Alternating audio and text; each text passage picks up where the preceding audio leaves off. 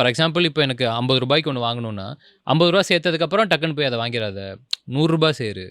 ₹100 சேர்த்ததுக்கப்புறம் ஏன்னா இருக்கிற காசெல்லாம் இப்ப நம்ம சேர்த்திருப்போம். ஆமா. டப்புன்னு போய் வாங்கிருவோம். இப்போ ஒரு ஆமா. எமர்ஜென்சி அப்டின்னா நம்மகிட்ட அப்போ ஒண்ணு இருக்காது. இருக்காது. அப்ப அந்த 2வது ₹50 உனக்கு அது ஹெல்ப்ஃபுல்லா இருக்கும். இதுக்கு பேர் தான் பர்சனல் ஃபைனான்ஸ்ல எமர்ஜென்சி ஃபண்ட் அப்படின்னு சொல்லுவாங்க. அதாவது இன்னைக்கே உங்களோட மந்த்லி இன்கம் நின்னுச்சு அப்படின்னா ஃபார் தி நெக்ஸ்ட் 6 மந்த் உங்க லைஃப் அண்ட் உங்க ஃபேமிலி லைஃப் எந்த ஒரு ஃபைனான்சியல் ப்ராப்ளமும் இல்லாம ரன் பண்ண இந்த எமர்ஜென்சி ஃபண்ட் தான் உங்களுக்கு யூஸ் ஆகும். இப்போ எக்ஸாக்டா உங்களுக்கு எவ்வளவு எமர்ஜென்சி ஃபண்ட் வேணும் அப்படின்னு சொல்லி நானே சொல்றேன். இந்த வீடியோவை சேவ் பண்ணிட்டு ஃபுல்லா பாருங்க. இப்போ நீங்க ஒரு 9 to 5 ஜாப் போற பர்சன் அண்ட் சிங்கிளா இருக்கீங்க அப்படின்னா மினிமம் 3 மந்த்ஸுக்கான சேலரிய எமர்ஜென்சி ஃபண்டுக்கு வச்சுக்கோங்க.